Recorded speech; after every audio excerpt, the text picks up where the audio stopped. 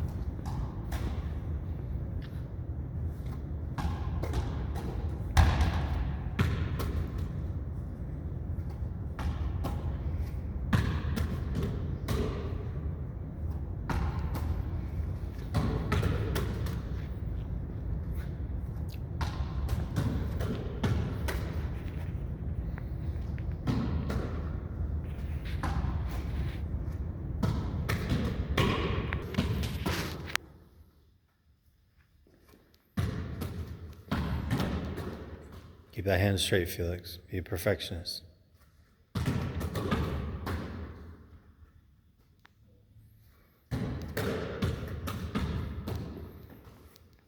Don't pump it, David. Up, shot. Don't bring it up to the shot chamber and pump it.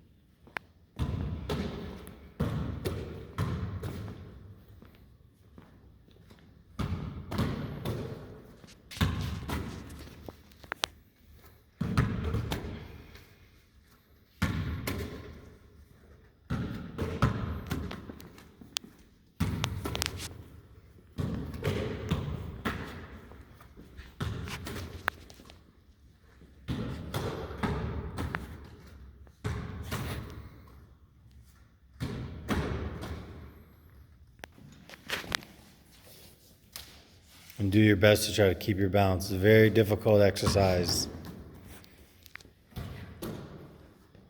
So, David, it's on the other one. Yeah. It's on the leg that you keep down, yeah. Shot, pistol down slow. Way slower than that. Yep.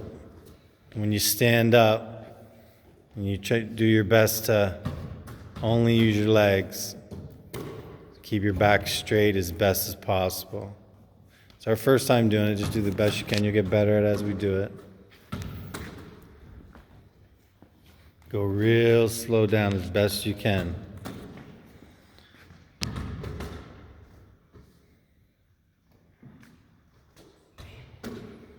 Keep that foot up, JC.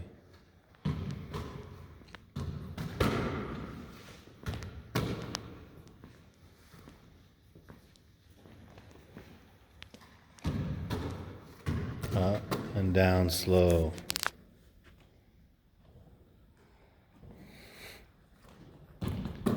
Five or 10 each leg is good for now. The first day, it's fine.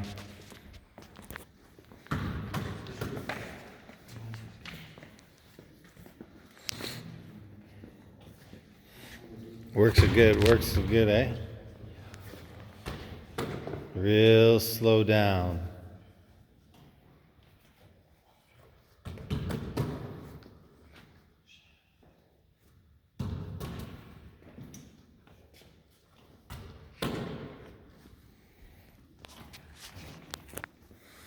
See when you stood up there, David? Try to use more your leg.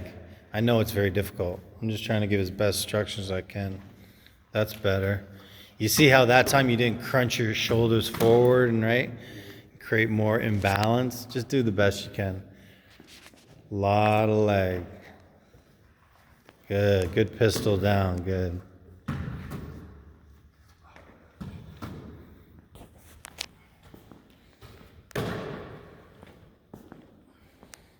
New innovation here at Elite Basketball Training Academy. NBA trainers, scouts, you can steal this from me like you do most of my drills that I make up, including the first 7 minutes of this video. That's called inverted chair form shooting. Another drill that I created. I'm sure I'll see in NBA training camps soon.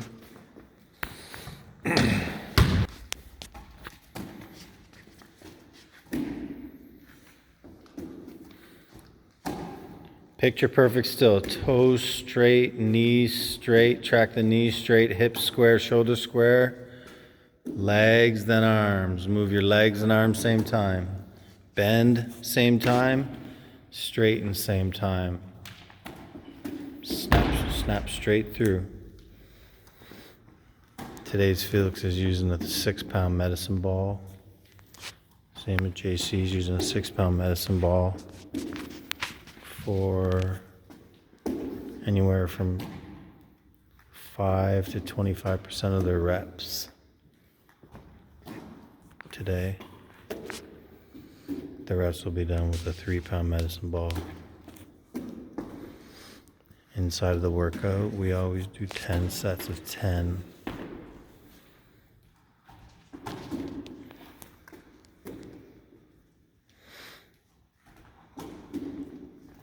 When you get tired, as you're shooting the ball, push your shot elbow in, just in case it wants to flare out. As you're following through, push that elbow in. 90-90-90, get that hand behind the ball. Picture perfect still, nothing moves, legs and arms. Be perfect, be perfect, be perfect. Keep that out. Felix, your elbow won't like twinging, it's twitching out. That's better.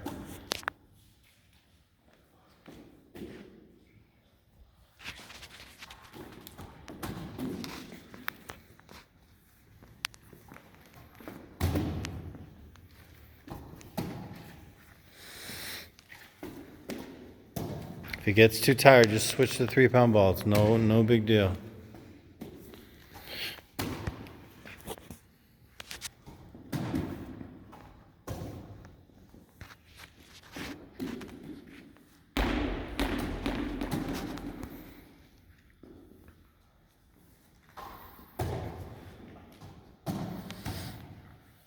Don't lean back, Felix.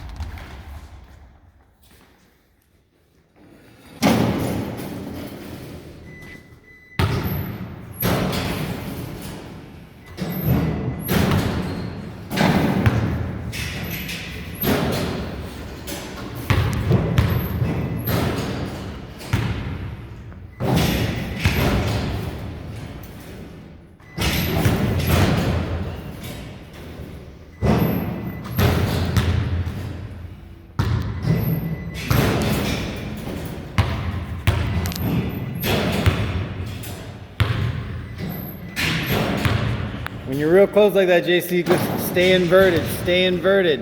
When you're real close like that, stay inverted.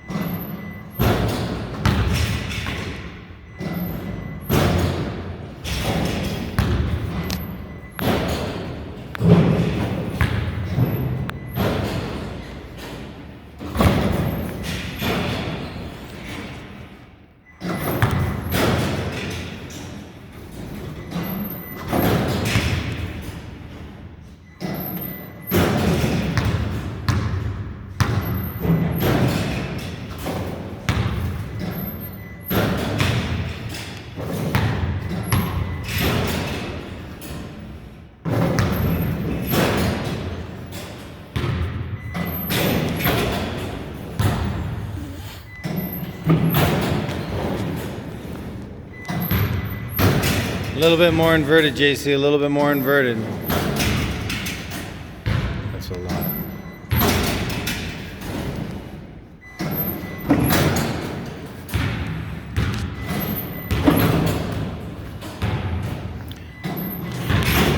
So today's workout, we're just focused on the inverted stance.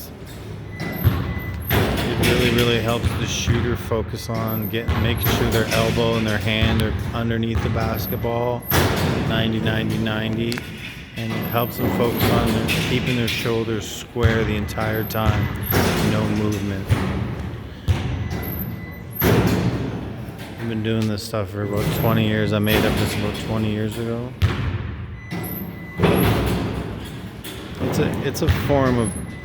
It's a form of balance shooting, it is, but to me it's more of correctiveness.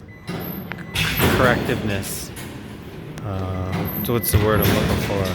Preventative, yeah. It's more preventative for a player who's not struggling with their form, but it is a form of corrective. It will correct a kid that's having difficulty keeping their elbow in while they shoot. It will correct that kid faster. Not overnight, not one day, not 2 days. Some players it'll take a week or two, some players a month or two. But it is a form of corrective upper body form shooting.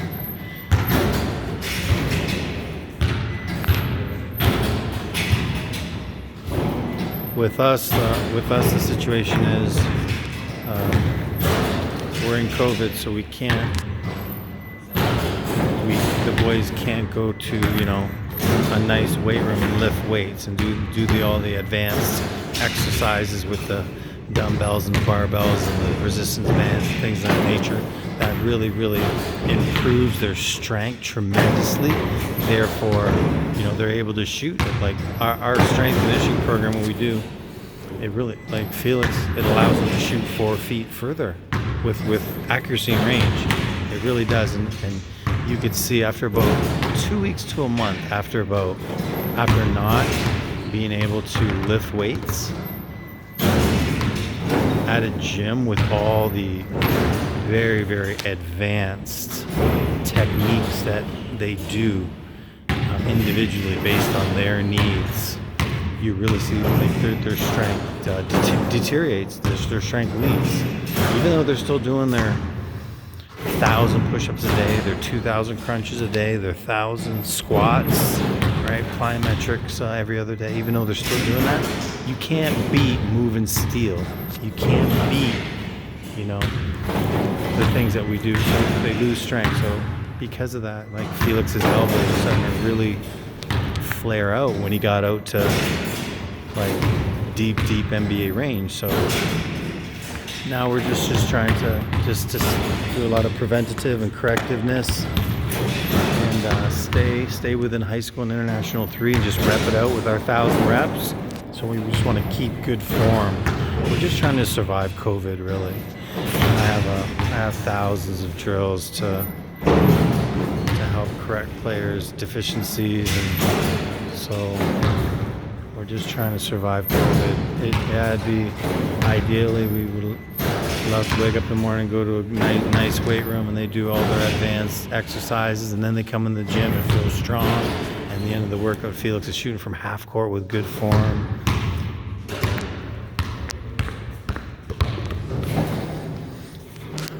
So we're doing the best we can just to survive. We're doing okay. We're doing okay. So right now, Felix is actually really inverted. When I first got these boys, those kind of drills we would do on the so regular. I was trying to out. Get your hand under the ball, on the ball, palms touching, fingers touching. When I was first trying to make them shooters, we would do this almost every day. This was incorporated. And then more and more as they became shooters, we would focus on different aspects of shooting, but we used to do this religiously. Right, for the first 2 years, I was trying to make these guys shooters. So as you can see, David's really squared to the wall here. And it's the same. It accomplishes the same thing as slightly inverted or inverted form shooting. It forces the player to make sure that their shoulders are square. It forces them to keep their elbow in. A complete follow through. You see David following through more than he normally does. This stuff really, really works.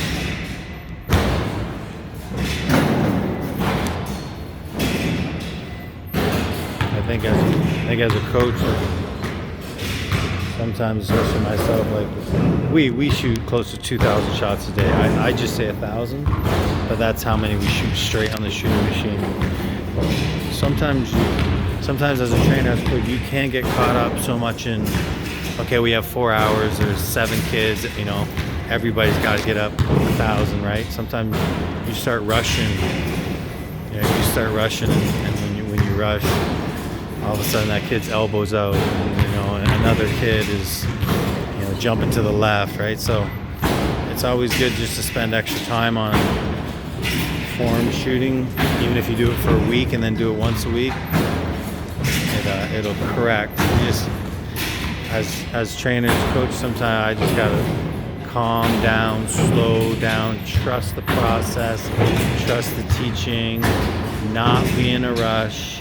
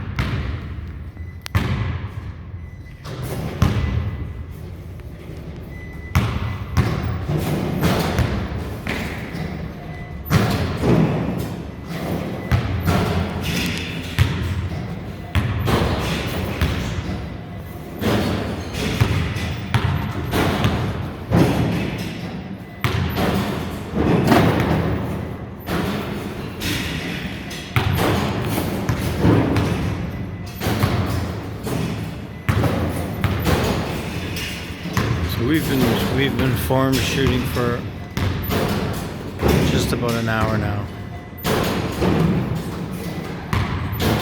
So in this workout, 4-hour workout, we'll get in, usually about an hour form shooting, 1,000 shots straight on the shooting machine. Usually takes us 40 minutes. They'll probably, and then they'll get a couple hours off the dribble and create space and balance shooting. That's what we're focused on the next couple weeks.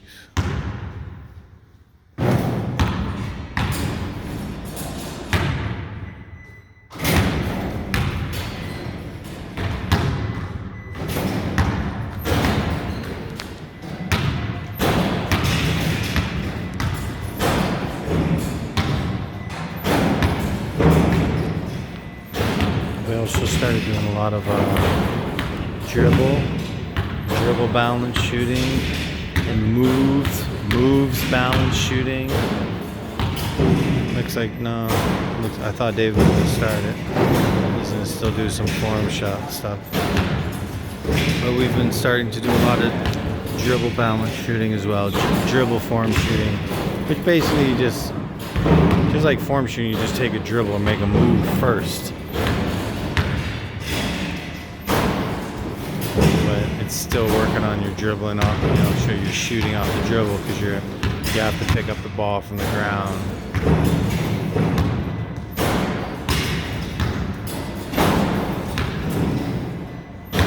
I always tell people, and I get a lot of phone calls, emails, texts, all this stuff is good, but it took about 2 years form first, right?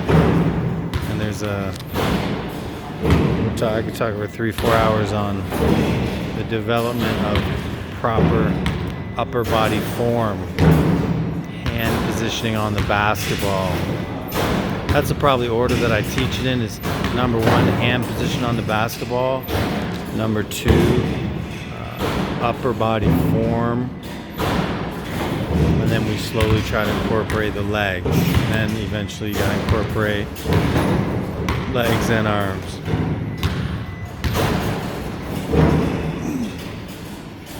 But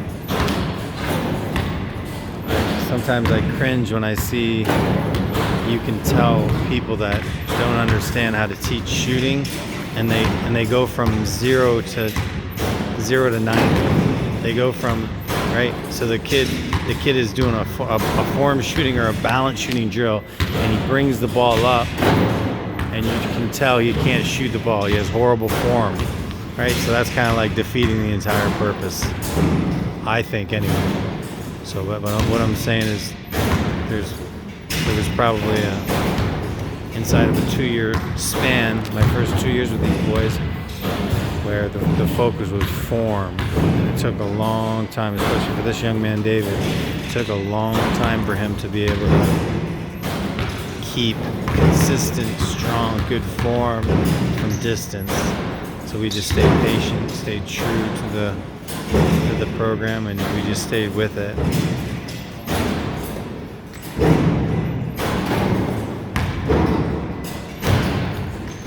So Felix was doing an awesome drill that I respectfully borrowed from one of the best trainers on the planet, Tyler Ralph.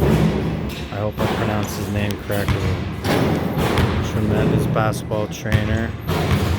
I saw this drill and I wanted to introduce it to my boys. I made sure that they knew exactly where it was coming from.